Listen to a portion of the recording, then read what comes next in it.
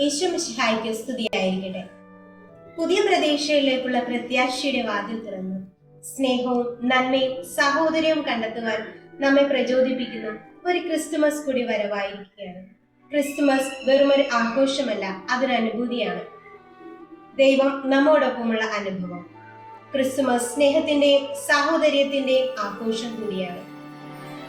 നക്ഷത്രങ്ങൾ കൂടുകൂട്ടിയ കുളിരുള്ള രാത്രിയിൽ കിഴക്ക് ദേശത്തു നിന്നും പുറപ്പെട്ട രാജാക്കന്മാർ ഉണ്ണിയേശുവിനെ തേടി പുറപ്പെട്ടപ്പോൾ വാനിലുദിച്ച നക്ഷത്രം അവർക്ക് വഴികാട്ടിയായി.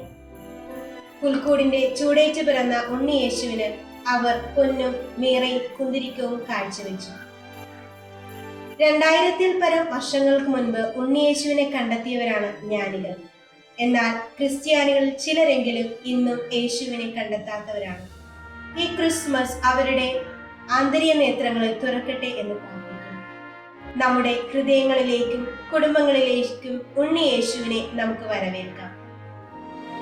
ഇന്നേ ദിനം 33 ത്രിത്വസ്തുതി ചൊല്ലിക്കൊണ്ട് ഉണ്ണിയേശുവിന് ഒരു മനോഹരമായ തൊട്ടിൽ നമുക്ക് സമർപ്പിക്കാം. ദൈവം നിങ്ങളെ ഓരോരുത്തരെയും അനുഗ്രഹിക്കട്ടെ.